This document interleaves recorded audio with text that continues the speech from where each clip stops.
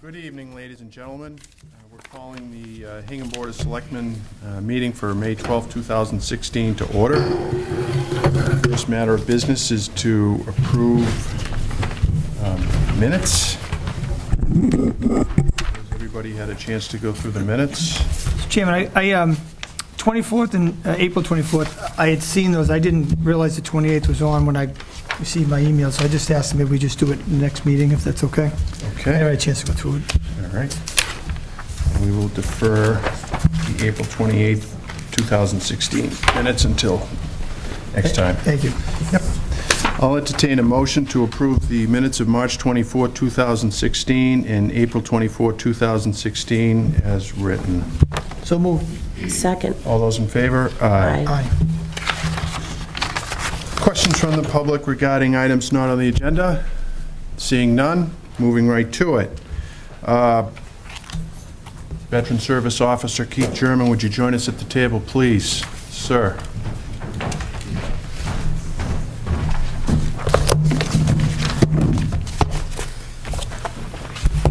Thank you, Mr. Chairman, members of the board. I'm here tonight to talk about the Navy Employer Recognition Event, also known as the NERI Award. It's an award in which military members may nominate their outstanding employers to spend a day at the Navy's Fleet Headquarters in Norfolk, Virginia. This exciting and informative session, hosted by the Chief of Naval Reserve, is a high-visibility, all-day event which includes briefings on current Navy operations, tours of Navy aircraft, ships, and other Navy hardware. It concludes with an evening reception at Pennsylvania House on historic Admiral's Row on board Naval Station Norfolk with the Chief of Navy Reserves and Commander of the Naval Reserve Forces Command, as well as other flag officers. This event is designed to recognize executive leadership, i.e. owners, presidents, CEOs, COOs, CFOs, VPs, etc., of small, medium, and large-sized companies who employ members of the selected reserves, also known as CELRES, which is what I am a member of that unit. An excellent employer candidate should have all or some of the following attributes. 1, values CELRES employees and is highly supportive of their service, even when the CELRES are called to duty on short notice or orders. So that's definitely the case here. Company, in this case the town, leadership promotes a culture of pride and recognition of reserve service and gets personally involved with each of its employees. Another yes. Maintains contact with the CELRES and their family members, which is really important, and while he or she is on duty for extended periods of time. Again, another yes. So these nominations were due by 30 January of this year. I wrote I guess you'd call it an application. It was in the form of an essay. And I'm here tonight to formally present the town of Hingham, specifically our town administrator, Ted C. Alexiades, our CPFO, with this honor. Please indulge me as I read from portions of the selection letter. So this is a letter written to me by Navy leadership.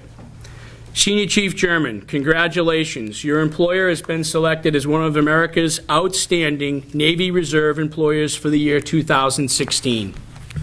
Thank you so much for taking the time to nominate your employer and helping us to recognize them for the dedication and support they provide in your service to our nation. We are very excited to meet those who employ our citizen sailors and sincerely hope they can join us for an exciting day this June. Commander Tom Dixon, Head of Strategic Planning Branch, Office of the Chief of Navy Reserve. Along with this letter came a letter directly addressed to Ted, and it reads in part, Dear Mr. Alexiades, on behalf of the nearly 60,000 men and women of the United States Navy Reserve, I am writing to congratulate the town of Hingham on being selected one of America's outstanding Navy Reserve employers for 2016. Your company, town, was nominated for this distinct honor by one of your employees, Chief Keith Jermyn, on the basis of its outstanding support to Navy Reserve sailors. Again, thank you for all you do for our Navy Reserve Force. Without your understanding and support today, citizen sailors could not meet their responsibilities. Indeed, America's security, her ability to respond at a moment's notice to threats anywhere in the world, rests in your hands as much as it does theirs. I truly hope that your schedule will permit you to join us on June 24th, 2016, so that I may be able to personally thank you for your service to our country. Sincerely, Robin Braun, Vice Admiral, United States Navy.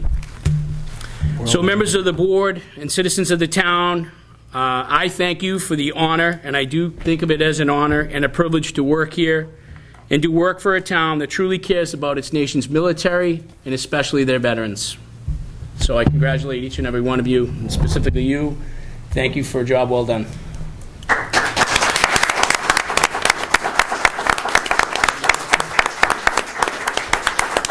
thought I was going to slide out without a question, but no, not the case, huh? Okay. Senior Chief, Yes. thank you very much for that. I remember meeting Admiral Braun last August when we were in D.C. For the Freedom Award, and I'm delighted that you nominated Ted. I think his continued commitment to the reservists and active duty has shown time and time again. He's a recipient of the Patriot Award.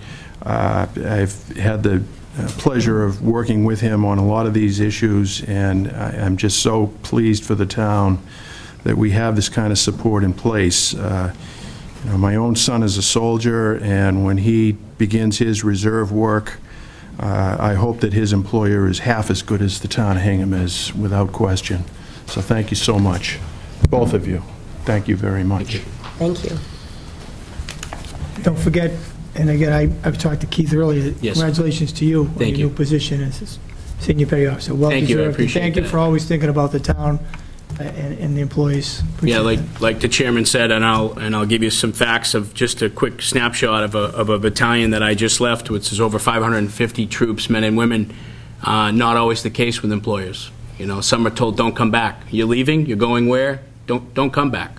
I mean, some people are greeted with that. It's unfortunate in this climate, in this day and age, with over a decade of worth of men and women fighting for our country. You know, Hingham's above, head and shoulders above the rest, and that's why we're recognized. I think we have an outstanding program here, and we value our citizens and our citizen soldiers. So, thank you again. it. Thank you, Keith. Thank you. Thank you so much for coming in. Nice to have good news. And speaking of good news, I'm going to invite the financial arm of the town up. Would you join us at the table?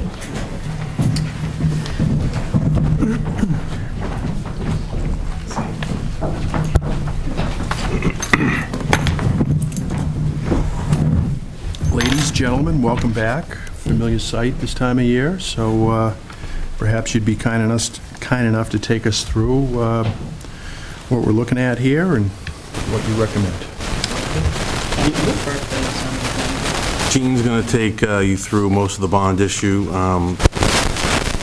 Have the whole finance team here, essentially, myself, Gene, our treasurer, Sue Nickerson, our town accountant, Dean Montgomery, our treasurer, Sue Nickerson, our town accountant, and over Whatever. We're such a good team. Rick Nowlin, our assessor. The four of us, along with Tom Mayo, went through 3 rating calls last week, and you see those results on our webpage. We're confirmed AAA. One of them got quite a bit of play in the national media. The Fitch Review hit quite a few publications. We heard from a number of our financial professionals in the industry in Boston here in town called us to talk to us about that. So with that, I will turn it over to them and have these 3 fine people walk you through what we just did. You may recall that at the beginning of April, we came to you to ask you to sign a resolution to go forward with a refunding. And so we're back tonight to report that we have done that, followed your orders, and we did conduct a sale earlier this week, and want to report on the results of that sale. And as Ted said, anytime we issue a general obligation bond or a refunding bond, we do have to go through the ratings process, and that's where the whole team comes in, as well as, to make it all happen. So we're all here to bring you some good news. I like that. So we did hold the sale. The sale was held last Tuesday. The amount of the refunding bond was $22 million. We had great market support with the demand for a share of our issuance far exceeding the amount that we were actually issuing. We had 11 very competitive bids. And I'll quote our financial advisors to put that into, some meaning for you. me not being that this is what they told us. Janet Morley, who worked with us through this debt issuance, is from Capital Markets. I think you're a little more familiar with Richard Tortora, but Janet Morley is part of his team there. She said, rarely do we see issuers with such significant market support. Strong market access is important for future bond issues and competitive pricing, and is also viewed as a positive credit factor with rating agencies. So that's one of the pieces of good news with a sale that's so successful like this. The lowest, we always take the lowest true interest cost bid, and it was 1.39% on this $22 million bond, submitted by Robert Baird, I think is the pronunciation. Ted can correct me if I'm wrong. The rates on the bonds we were refinancing back were originally issued in 2007 and 2009 were 3.8% and 3.3% respectively, so you can see the difference. You want to give them the good news on the savings? I'll give them the good news on the That's right there. savings. Savings were a little over $2 million for the next 13 years, which relates to about $154,000 a year in interest savings cost. I thought it was only fair that your town accountant, your budget preparer could deliver that good news. Is that excluded debt, Sue, or non-excluded? It's both, it's a mix. Okay. I just want to go back for a second to what Jean had said about the number of people who bid on it. We call that subscriptions, or essentially we were oversubscribed. So you've heard it in the past that you could have sold this debt 11 times. So essentially, we offered the marketplace $23 million or so of debt, and we could have sold it 11 times. In other words, people were willing to buy our debt 11 times what we needed, and that is amazing. We've generally have always performed well in the marketplace, but usually we see oversubscriptions of, I think, 5 to 7 times is what we've been doing. This is a little bit off the charts, and again, it's the reason I'm raising it with you is that it's a product of the financial management of the town, which obviously is us, but also you and everybody else in the community that makes decisions about not spending or spending and running things well. So I think it's a reflection of the community, and I think that's important for people to know. One of the other points that the financial advisors made to us in looking over the results, they said that this savings, this $2 million savings, it's a 9.9%. Usually when they recommend to us whether we go out for an advance refunding or a refunding on a bond, they look at a 3%, what they call present, I think it's present market value increase over the par amount. So gaining, if we have a present value savings of $2 million on a $22 million issue, we're up at 9.9%. So to quote Janet, who will say it better than I, to put this in perspective, we generally deem a refunding with at least 3% of net present value savings as worthwhile. That's when they recommend them to us. So almost a 10% savings is a great result. So it is very good news. On a lesser note, at the same time, we also renewed a one-year note for $4.5 million, wrapped it all up in the same sale. And we received a net interest cost bid on that for the 1 year of 76 basis points, so about 0.75%. And that's a little higher than we've seen on short-term one-year notes. We've been borrowing less than that. That's not so much a product of rising interest rates, which is a little bit, but more a product of the fact that the deal was too small. And so what we're seeing is higher rates on deals that are just too small, but we still had to put it through the process, and that's all we had. So, do you have any questions for us? Questions from my colleagues? No, just thank you. Yeah, You're welcome. Appreciate all your work. I would just add for the benefit of the public. So what this I had the opportunity to sit in on the call the other day. So this is the financing for back in 2007, 2008. We had the Central Fire Station. We had Plymouth River, we had Foster School, we had East School, we had the Lincoln School Apartments. And so as Jean said, the interest rate was 3.8% or 3.3%. And one of the things we try to do is we monitor the interest rates just like we all do with our houses. And when interest rates are good, we want to go out to market. Now, we don't want to do that all the time because they're transaction costs. But essentially, we were able to get, and I think this is significant, I mean, a 1.39% interest on a 10-year note. So not only are we getting this great interest rate, but we're getting it and we don't have to lengthen the term.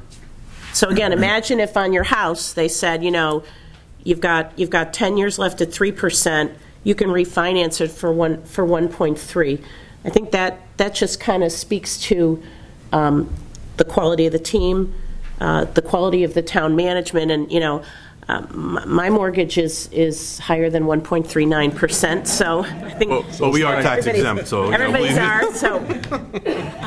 So I do think that's what a lot of this means, and in conjunction with our finance team, the advisory committee about once a quarter and once a year looks at all of our long-term debt to say, do we like the rates we have? Can we do a little bit better? And from time to time, as we're doing now, we refinance. So I think not only is this a good result, but we have some good underlying processes that will help the town continue to do this. The good news is it means we pay less interest costs. And as we all know, there are a lot of capital projects that everybody's interested in. This makes those makes it a little bit easier to start thinking about some of those. And I would just close that Janet, Jean mentioned some of the comments that Janet gave, but the one that she didn't mention was Janet was so complimentary of the quality of our finance team.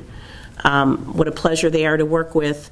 The careful attentiveness to detail. I think she used the word meticulous, and I think a lot of so we very much appreciate that, and we thank all of you for your efforts with that. Thank you. Just a quick question, and it could be Ted, it could be anybody. In terms of the one-year note, you said it was slightly higher, and just some memory of discussions. Is that a trend that we're seeing in terms of the short term? No, it was a much, if you remember the notes that you've seen in the past, we've borrowed, 18 basis points, very much lower than this number, but those were the larger school issues that we were putting on the street, and in this case, I think the total note is paying about $50,000 of interest for the whole year, so some small amount of money. It almost isn't worth the time of the analysts or the banks to bid on that, and so smaller issues tend to get a little bit of a higher rate because it's almost like they have a baseline of how much they want to make on a transaction. And so we try to avoid small issues, but we had a few this year that we had to do, so it was a little bit more than we wanted to spend on the interest. So it's still below the market. The market was trending in the 8s, and I think we got it. What was the exact number? On the 7.6. 7.6, yeah. 7.6. So we beat the market, which we always do, but that was why they were telling us it was going to be a little higher. Bond advisors expected it to be about 8 to 85 basis points, so we did better than the market. In other words, we anticipated the higher rate. Sure. No, that's good. Good. That's one of the reasons why we try to bundle issues. We don't borrow every year, and we try to go to a larger, because the more volume we put in the marketplace, the better economy of scale we'll get. Okay. Questions from the audience? Hearing none. Ladies, gentlemen, thank you so much. So if you would just We have to vote. wade your way through that giant vote that's in front of you. I propose You're that- very good at summarizing those. Oh, I like You've got a that. knack for that. I propose that the board vote to adopt the proposed vote, the second proposed vote as set out in today's documents in its entirety, which will be incorporated into the minutes and posted on the website, assuming that we are in agreement. Do I have a motion to that effect? So moved. Second. All those in favor? Aye. Thank you so much for Thank coming you in. very much. Thank you very much. We're closing next Thursday. There's a big pile of documents in your office. Okay. Maybe We'll sign before them you go tonight. home. Okay? Tonight. Not go home until you sign? Thank you very much. Okay, at this time, I would invite Police Chief Glenn Olson and Deputy Chief David Jones to join us at the table. Oops. She got enough water? Mary, did you get enough water? I'm good, thanks. Ladies and gentlemen, as you know, last week we had the interviews for Sergeant, and at the time we had the pleasure of speaking with a number of very qualified candidates for these positions. You know, only pick so many though, so as we said, we're we're hearing tonight from the chief with respect to the recommendations that he has made. So, Chief, welcome, and I'll turn the floor over to you. Welcome, and I'd like to say my checkbook is in disarray, and I think I found the team to take care of it for me. Very good job by them. I'd like to thank everybody for going through this process with us, and I'd like to thank all the officers that were involved, Robert Mansfield, Phil Emmett, Nick Smith, Anthony Marcello, and Eric Chesler for participating in this process. It's a long process for them. It involves studying for exams, and then this tiring period of waiting for your civil service exam to come out. And then we start with prepping them for the interviews. And I think the whole process, each officer actually becomes a better officer for having gone through the promotional process. We're very blessed by having such high-quality officers on our department that can go through this process, and I think you saw that during the interviews. What we did for the interview process, we conducted an oral board interview of 5 candidates for 1 permanent full-time police sergeant and 1 temporary full-time police sergeant. The interview panel consisted of Chief Robert Sawtell from Hull Police, Chief William Quigley from Cohasset Police, and Chief Ted Ross from Norwell Police. Myself and the deputy sat in the interview process, but we did not participate in the questioning. The candidates had 24 questions. They were all identical. They focused on problem solving, work history, managerial trait assessments, and suitability for obtaining a supervisory position. The panel rated the candidates on each question answered and then averaged the sum to gain a total rating for each candidate. The oral board of chiefs unanimously ranked the top candidates as Robert Mansfield first and Phil Emmett second. While we did not participate directly in the oral boards, Deputy Chief Jones and myself rated the questions posed by the board, and both of us also agreed with the ranking of Sergeant Mansfield highest, then followed by Detective Phil Emmett. It is my recommendation to appoint Acting Sergeant Robert Mansfield to the position of a full-time police sergeant with the Hingham Police Department. Sergeant Mansfield has served the town for over 35 years as a police officer. His last 9 months, of which were the role of acting sergeant, Sergeant Mansfield brings with him 15 years experience as a police detective and another 15 years experience assigned to the traffic division. During his oral board interview, he demonstrated a high level of maturity and compassion that only his level of experience can bring. He showed tremendous leadership qualities and an ability to mentor his co-workers during the interview. Robert Mansfield has demonstrated these leadership qualities and his dedication to mentor those he works with throughout his career. Robert Mansfield has a high level of commitment to the department and has demonstrated consistently during his times as a detective, where he frequently came out when called, all during any time of day or night, to respond to calls. It's without reservation that I make this recommendation. Excellent. Questions from my colleagues? I don't have a question. I'll entertain a motion that the board vote to appoint Robert Mansfield as a permanent police sergeant for the Hingham Police Department. So moved. Second, I would just like to make a comment, in a very glowing comment about the process. I do occasionally differ with you guys, and I want to know that it's all full with respect. That's fine. I think I take what you trained professionals and you know, our chief and deputy say with a great weight. Occasionally I'll look at things and say, gee, I might see it a little differently, but I will tell you that this was, for me, although we had some very, very outstanding candidates, and any one of them could have been filling this position, I just felt from what I've seen him, Sergeant Mansfield, in action in terms of his professionalism, his integrity, and the fact that he cares deeply about this town. You could just feel it and see it in everything he does.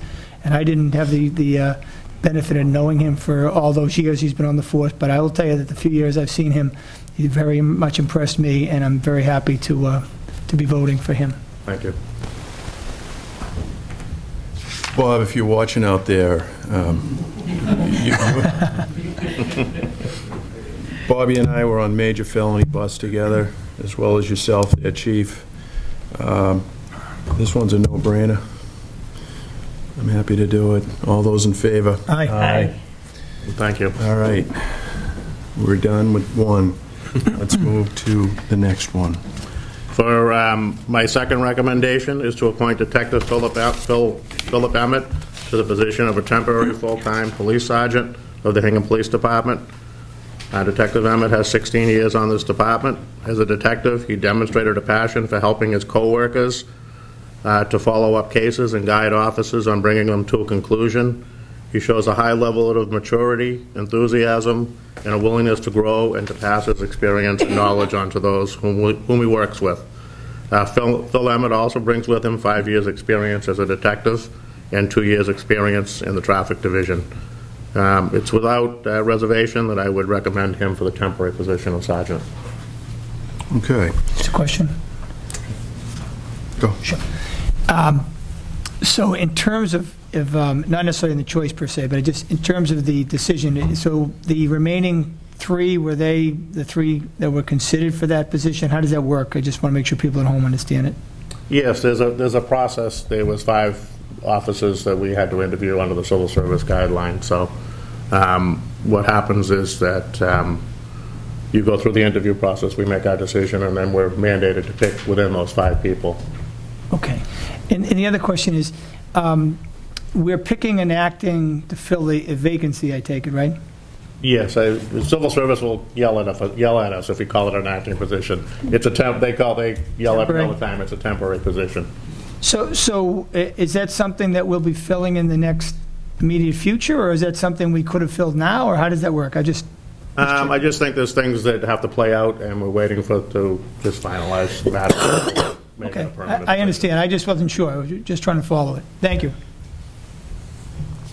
Mary, was there anything you'd like to add? No, I support your recommendations. Like Paul, I was so impressed with the caliber of all 5 candidates. They all brought a lot of professionalism, knowledge, ability to do the job, and I hope that we'll be able in the next few years to be able, or in the future, to be able to appointing the others, because they're all very qualified, and we're grateful to have such high caliber officers. Definitely. I would echo my colleagues' comments. I've had the pleasure of meeting Detective Emmett on a number of occasions and have come away impressed. So with that, I'll entertain a motion to appoint Philip Emmett as temporary sergeant for the Hingham Police Department. So moved. Second. All those in favor? Aye. Thank you very much. All done, gentlemen. Thank you very much. Appreciate it. Thank Chief you. Deputy. Congratulations, dear sergeants. Thank you. Okay. I'm going to skip the next item that you post on your agenda is removed, and you're moving on Okay. to... Get to that at a later date. So at this point, we are going to speak to the Harbor Master on the secure Waterways video monitoring system.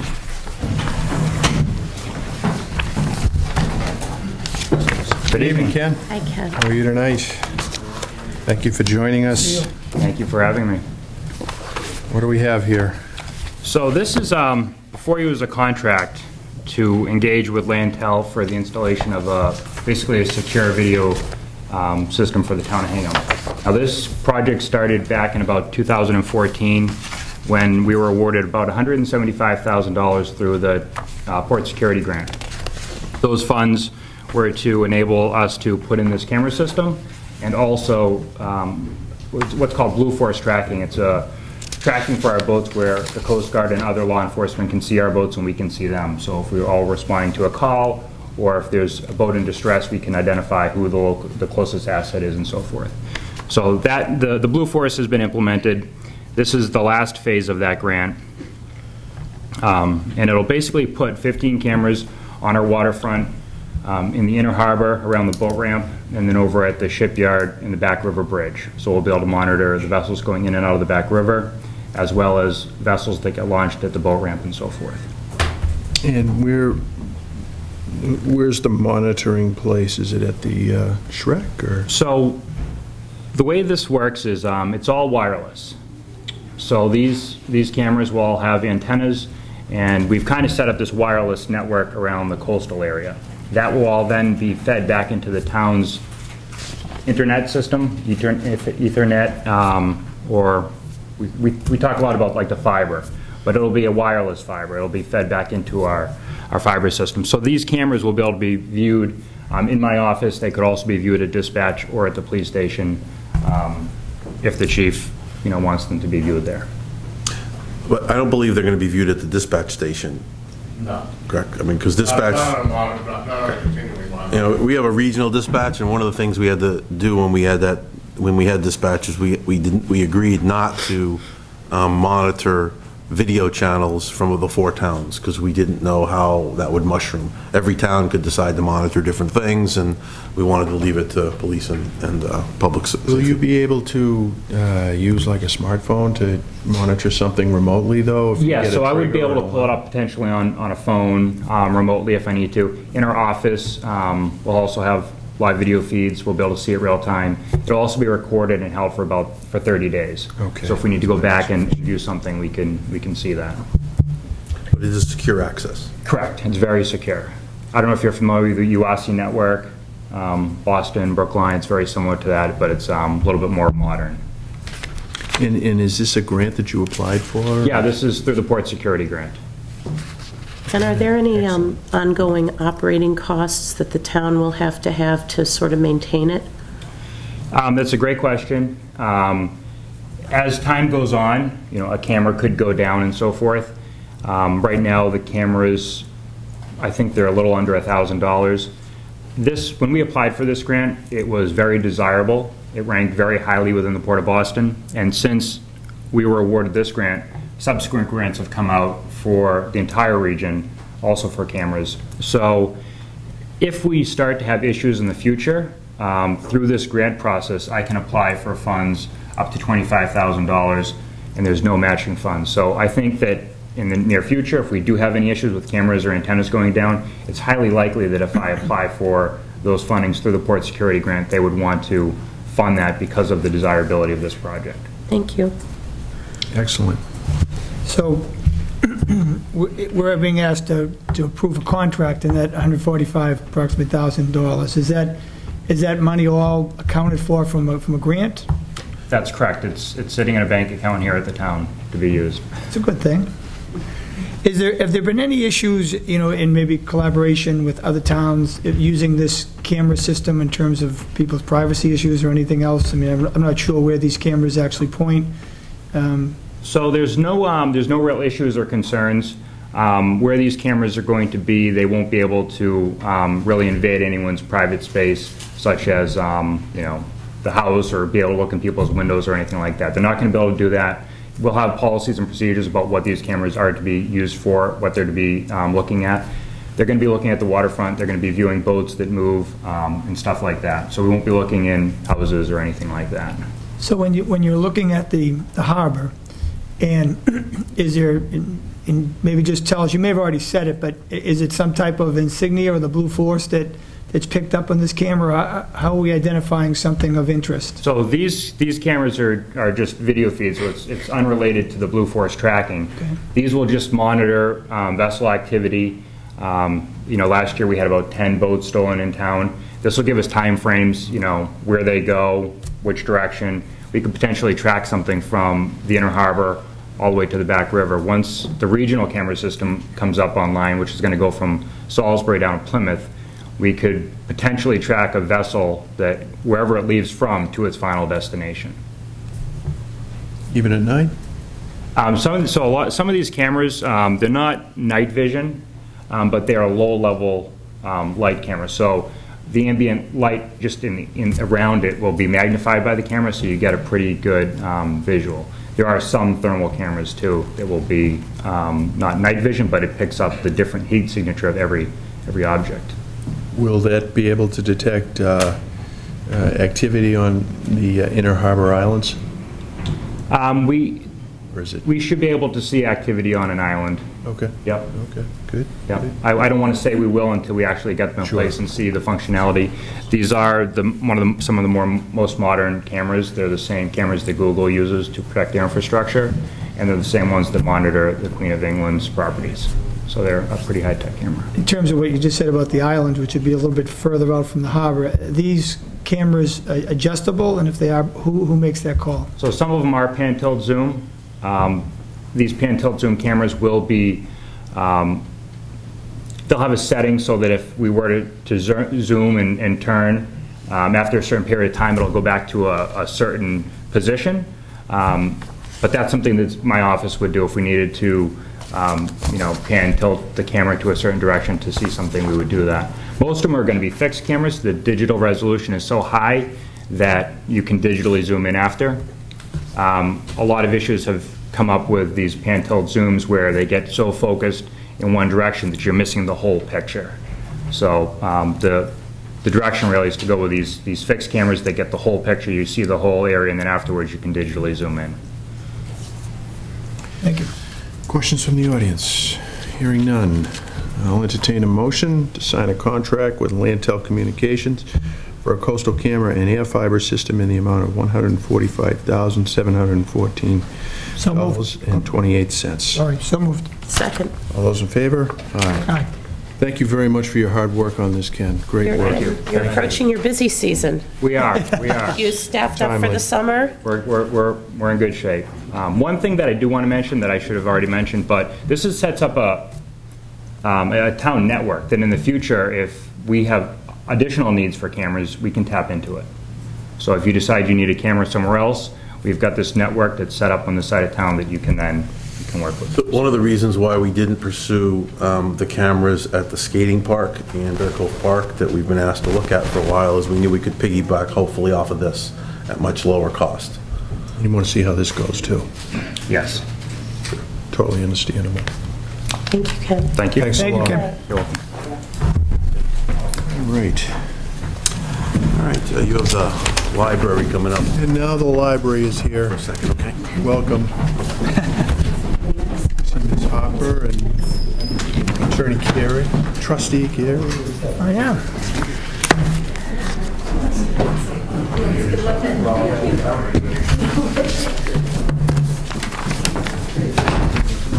Thank you. So you want us to waive the permit fees, which is something we typically do on town projects, and approve a contract. Yes, Can you tell us about what the contract consists of, please? absolutely. So, as you know, we're hoping to redo the library roof over the original library side as well as the HVAC units.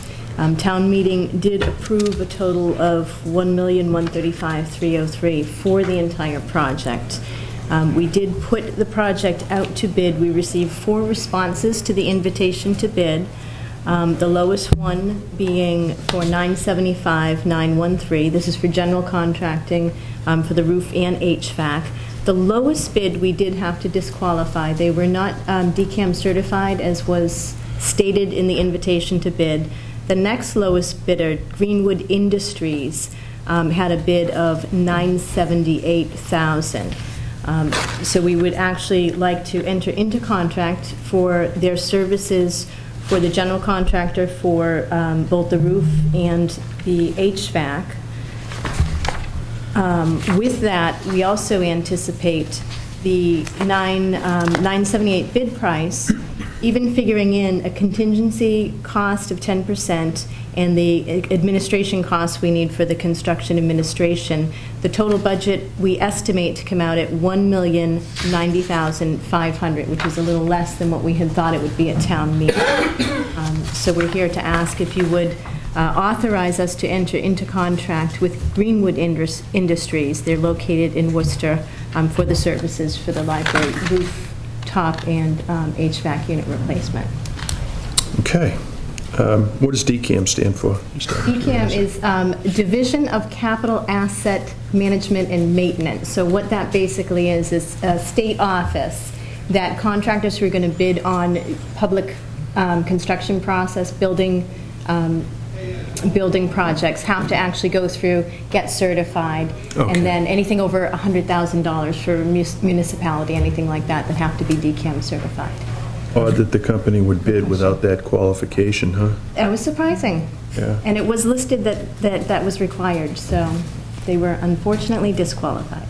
I was going to ask the same question, so that's a good one. Linda, how long will the project take, and will any library patrons be affected by this repair when it's going on? Oh, this is a very good question. They do know, and when they bid, it was with the understanding it would be while the building was occupied. However, as you know from being in the room, it's a very open room. There's really nothing between us and the roof. So they will be doing construction while the library is open. We expect some disruption. We expect, bless you, we expect perhaps some, noise, anything like that. The only time we would really have a serious disruption is when they take down the HVAC unit, and they'll have to drain it, replace some of the actual units. At that point, we may have to close perhaps a section of the library, anything like that. They'll give us a 3-day notice prior to any disruption so that we can plan around it. My thought is, with the library design as it is, with the almost 2 buildings, if you would, that we wouldn't have to close the library. We would just have to rearrange services for on a temporary basis, but not on an ongoing basis. And I imagine there's probably going to be a lot of people involved in this repair. Where will they park? So what we plan now is, if you know the old library entrance on the Levitt Street side, the upper parking lot, so that's where we were actually planning on the staging, which makes sense because that's closest to the roof that they're going to be. We'll have to see the size of their equipment, all that, but it will be in that general area, which is usually where staff park anyway, so we'll probably move on to the street, give them that area. Keep the main lot and especially the parking spaces by the main doors open for patrons. So that part of the parking lot shouldn't be affected. The other thing that I think people will wonder is, when is this going to happen and how is this going to affect us? So we plan on having this start very late in the summer and have it completed by the fall. The reason is, if we work in a shoulder season, we don't have to worry so much about the swings in temperature, the high heat or the extreme cold, especially if our HVAC system is being worked on at the time. So we hope to do it during moderate temperatures with the goal of having it all completed and done before October 15th, when we need to have heat in the building. So the plan is to start towards the end of the summer to get that work done. Thank you. Do we have a sense as to how big the work crew is going to be, in terms of not only the displacement with respect to the materials, but the employees for the company that comes in? Are they going to come in trucks, or are they going to come in their own cars? Do we have any sense of that? I don't have a... Okay, I won't ask. No, that's a very good question. We'll figure it out. Of course, my main focus is to make sure there's as little disruption to patrons as Sure. possible, to keep it as separate from patrons, and because we already know parking is an issue, so that's one of the main things we're going to be focusing on, trying to contain the construction so it doesn't really affect the patrons in that way. Okay. Questions from my colleagues? I think mine were answered, so. Questions from the audience? Hearing none. I'll entertain a motion then to sign a contract with Greenwood Industries for a library roof replacement in the amount of $978,000. So moved. Second. All those in favor? Aye. I'll entertain a motion to waive the building permit fees for the library roof. So moved. Second. All those in favor? Aye. Great. All right. Good luck. With the, Thank you with very the new much. website, and the library website, like the town website, is new, and it's great, and it's terrific. I'd encourage you to use that and Facebook too. When you get 3 days' notice, it'll be really helpful to use that to kind of get the word out to people so that they can, make Absolutely. adjustments. Yes, thank you for that suggestion. We definitely want to minimize any disruption possible, so we'll try to make it as easy as possible, but I know everyone will love not having a computer. Thank you. Thanks. Thank you very Good much. night. Okay, good night. Okay, next matter on the agenda is, Actually, you got to vote to sign the contracts and waive the building permit fees. yeah, we just did that. We just did that. I'm sorry, I didn't hear you. Okay. The Lehner property. Special Real Estate Counsel for the town, Attorney Susan Murphy. Welcome. Hello. How are we tonight? Evening. I'm just here to give an update on the status of this and also request a potential approval by the board. So as everyone knows, town meeting overwhelmingly supported the town's purchase of approximately 50 acres of undeveloped land off of South Pleasant Streets and Main Street, owned by the Lehner family. The purchase price is $5 million. The terms were all, the basic terms had been agreed to in principle in advance of town meeting and had been set forth in the warrant. I've been working with the counsel for the Lehner family to put together the purchase and sale agreement to govern the acquisition. Due to just timeframes and scheduling, the full agreement is not done yet, but the town is hoping to fund a portion or be reimbursed a portion of the purchase price up to $400,000 from a state land grant. And there is a hard deadline application for that, which is, I believe, July 13th. That application requires that there be a certain amount of due diligence materials produced in the surveys and those types of materials, title, et cetera. And in order to get that work done, in order for the town to submit the application, and what is being proposed is that the Board of Selectmen authorize that the consultants move forward on that work through a right of entry agreement, which is a fairly standard real estate document that just gives the town or its consultants permission to go on and start doing survey work and doing a phase 1 environmental report and that type of work while we're finalizing the purchase and sale agreement.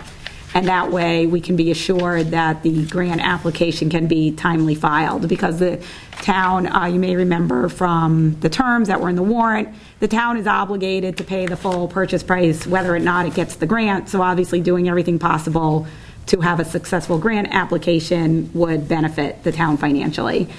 So none of the terms are changing. It's just a matter of scheduling and timing. Someone was ill that was involved in the negotiation, so we're just putting the final touches on it. We expect to have it for your next meeting the first week of June, but in the meantime, get a jump start on the basic due diligence work. And so we're just looking for an authorization, if it's acceptable, to have the chairman execute this right of entry agreement. I know you like to get the documents in advance, but because we realized the purchase and sale agreement wasn't going to be done in time, we were able to negotiate the right of entry agreement on short notice with the Lehner family. They were accommodating to the town in that behalf. So if you have any questions about that, I'm happy to answer it, but we pretty much lifted the provisions that would be in the P&S and just put them in this separate two-page agreement with respect to the due diligence. I'd like to thank the Lehner family for their cooperation in working with us on this. Unless you have any questions, I'd be prepared to vote on this. See, it is pretty straightforward. Sure, I just have a couple of... Sure. I didn't get to read it all. I was trying to... No, go through it. I apologize for the late delivery. That's okay. And so the anti-agreement, and I apologize if I restated anything you said, is allowing us to go on site to do our due diligence, is that what you said? Right. So basically, the only two reasons the town needs to go on the property at this point is to have survey work done. There is approximately 5 or 6 different parcels, including one parcel that's going to be divided. So there's one house parcel, and the Lehners are going to keep the house, and there's a pool in the back with a pool house, and that's going to be carved off, and they're going to sell that separately, and the town's just getting all the vacant land. So there's all these surveys that need to be done in order to carve that piece off, and then to confirm the acreage. We've been going off of the assessor's records, which we believe are close, but we want to make sure that the town is actually getting the 50 acres that it's paying for. So that survey work needs to start, and then just a phase 1 environmental, which is not digging holes or doing any invasive testing, but going on and just making sure that there's no evidence of any types of hazardous materials, like hopefully there's no drums with who knows what in the woods or something. So it's just to do a preliminary environmental to look that there's no signs of any contamination on the property. It's not invasive in any way, and the family is supportive of the town being able to do it. Which is great. And how long do you envision this agreement to be in place? I didn't. Until we sign the purchase and sale agreement, which we're hoping to do at the next meeting of your board, so it would be a few weeks, and then the provisions of the purchase and sale agreement would supersede this agreement. Correct. So if we had signed the purchase and sale agreement, that we wouldn't have to sign this. Right. It's just because we don't have the purchase and sale agreement ready to go yet that we're looking to get started early. Because the language would be incorporated in the agreement. Right. So the town has. The original term was, terms included that the town would have 60 days from signing the purchase and sale agreement to do this due diligence, and then the town would have to make a decision, like, God forbid the town found something very unpleasant out there, the town would have the ability to back out of the transaction. So the town will still have 60 days, but it's going to run from the date that this agreement is fully executed. So the town, if you approve it, would sign tonight, and then the Lehner family will sign tomorrow or Monday in the next few days, and then as a town, you'd have 60 days from that date to get this work done. Right now, we've got estimates of about 6 weeks to get all the work done, so that gives us a little bit of a cushion on the timeframes in case of bad weather or any issues that get in the way. Great, thank you. And I would just mention that as the town was contemplating this purchase, a great deal of time and effort was put into different sorts of grant funding. And what we learned is that, as with a lot of grants, there are a lot of kind of requirements. And so, for example, one of them is, you can only have this grant and not other grants. And some of the grants also have to do with timing and when the transaction happens. Mm-hmm. And this particular grant, it actually... sometimes it feels sort of backwards to us in terms of, you'd like to have the grant before you make the decision, but this one kind of works the other way. So this, I think, gives us the time and the ability to apply for that, which would reduce the overall cost of the parcel. Right. Well, it's a reimbursement program, so the town would have to get the grant award, then close on the property, and then it gets reimbursed. So it's a little bit of a... Yep. Step by step. And this is kind of following through on the commitment we made at town meeting, which was to pursue different opportunities to find alternate funding sources. And I just want to note for the record, too, because I don't know that this is maybe the first time it's been discussed, so that the public could know that because even though the grant application deadline is July, the awards are not until near the end of the year, November, beginning of December. So the Lehners are actually permitted the town a very extended time frame to close in order to try to accommodate the town's attempt to get the grant. So typically you wouldn't do a purchase and sale agreement in June and not close until December, but the Lehner family is being very accommodating to the town in that respect. So we appreciate that. We're very lucky. I'll entertain a motion to sign a right of entry between the town and the owners of the Lehner property. So moved. Second. All those in favor? Aye. Thank you so much. Thank you, Susan. Thank you, Gilly, if you want to, do you have it there? I'll take it with me. I don't, actually. Oh, I have it right here, then. Wow. That way I can scan it and get it to the Put me on the Lehner. spot.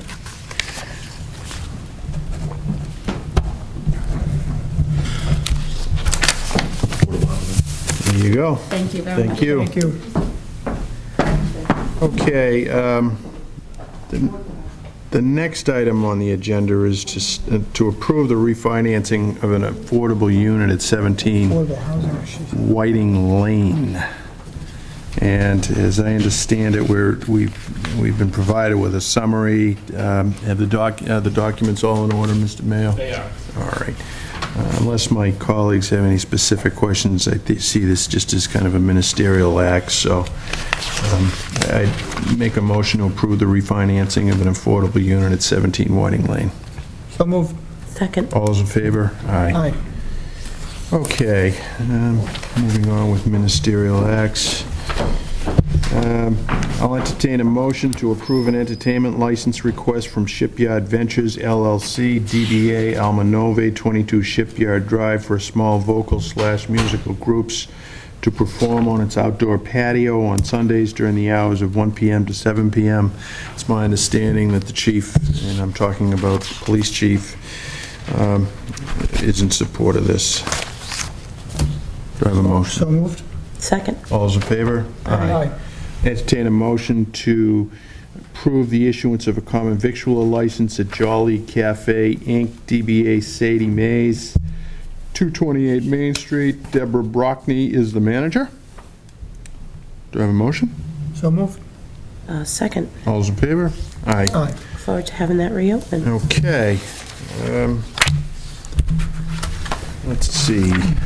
At this point, I was hoping to make an appointment to the Historic Districts Commission, but I don't see it on the agenda, so we're going to, I apologize, Mr. Curley. I really did try to, I haven't received any paperwork about an appointment, so... We didn't get any, yeah, Yeah, I know. we weren't able to get that all together, Paul. that's okay. Then we'll just wait. It's a guy that's well-known to the town, so I don't think it'd be a problem. One thing I would just suggest, because we're sort of on the subject of appointments, would be to just encourage residents who are interested to complete a talent bank application. Sometimes we get calls saying people are interested, or sometimes people are interested and we don't know about it. This is the time of year when we're going to start doing that, and what I find particularly helpful about the talent bank application is that it ensures that all three of us get the benefit of information about candidates, and there's no uncertainty that anybody's interested. You always worry a little bit about making an appointment because somebody told you somebody was interested, and I always worry we're surprised a little bit. So the talent bank application's on the town website. You can fill it out online. It takes 2 minutes, and I would encourage folks to consider it because this is the time of year when we'll be doing that. Okay. Ted, is there anything you'd like to say? Well, a nice little segue. You were talking about appointments. I met with Tom and with Betty this week to look at the appointment process and see how we can improve upon it. And so we're going to get letters out to all boards and committees asking them to discuss with their membership if everybody is interested in continuing on, so that we don't go through the appointment process and find out that someone knew they were planning on leaving town or getting a new job, and you guys went through the whole process of appointing X number of people, and then you found out you had more people as one point. And then we're also going to send letters to each of the people that are up for renewal, so we can get confirmations from them if they want to be reappointed and they have eligible terms left under your policies. And we'll try to get that package to you early in the process so that you can have it available to you with a listing of everybody that's all the positions that are open. And I appreciate that. I think it's always good to take a look at and how we can make the process better. Sure. Tom, is there anything you'd like to add? Mary? I would just add two things with both related to public safety. So on Friday, Axel, our canine dog, retired, and the police department put together a really nice ceremony. Officer Foss was surprised. He was pleased. I actually got to meet one of the new dogs that we voted on getting 2 new canines, and it was a nice event. And then, was it Tuesday night? Yes. Paul, Tuesday night, Yes. that Paul and I had the pleasure of attending a ceremony for the fire department, which was promotions. It was a few firefighters who had just completed the academy, a couple captains, and some other ranks. And it was really a wonderful community fire department event. You had families there. You had children pinning badges on their fathers, mothers pinning them on their sons, fiancés, and I'd just like to thank the fire department leadership for what was a really great evening and something that was a very nice celebration for everybody. I agree. And congratulating to the new members of our firefighting team and those who were promoted. Echoes those thoughts. I just think it's appropriate to congratulate the senator, and I don't know if he's senator-elect or he actually was sworn in today, Pat O'Connor. I will tell you that, and also the efforts of Joe Moschino, I will tell you that having been working with them in a campaign mode for months, I already made a comment previously that they're very decent people, very hard-working. We're very lucky to have Pat as our senator. Obviously, it was a very contested race. I might tip my hat to both sides, so I look forward to working with Pat in the future, and I'm sure we all will see him more often now that he's been elected and working with Hingham. Following up on the theme of public safety, I want to congratulate Sergeant Mansfield and Sergeant Emmett. You know, that it's a young department, but I think we've got some seasoned sergeants stepping into that role, and both good guys. And when I was a kid, I worked at a gas station called Charlie Cushion's Mobile in the center, and back then the call fire was a strong social fabric in the town. We don't have a call fire department anymore. We have a professional fire department, and this is the first time that the selectmen have actually had a more involved role because we appointed Bob Olson as chief, and he made a series of appointments. So I want to recognize those men. Captain David Levinson, Captain Nathaniel Winnie, Lieutenant Mark Durling, Lieutenant David Nickerson, whose father works here in Town Hall, Firefighter John Bateman, Firefighter Michael Cotton, Firefighter Peter von Seltzer, Firefighter Cotton, as you may know, received honors for the top firefighter in his academy class, so I expect big things out of Mr. Cotton. And finally, I thought, you know, in line with the whole issue of talent bank and things of that nature, the strength of this town and its local government, in addition to its superb professional staff, relies on volunteerism. And there are people that come into this building night in, night out. They volunteer their time and their expertise and their heart into making town government a better place. And in particular, I'd like to recognize the advisory committee. For many, they may be unknown and just faces that you see sitting up at town meeting, but the hours that they put in are considerable, and you know, the kind of quality of life that we enjoy here in town, I credit a lot to the effort that these people, these men and women, put in. So I'm going to read them off because I think that it's important to recognize that there's a very positive part of volunteerism, and it's reflected in the work that's done there.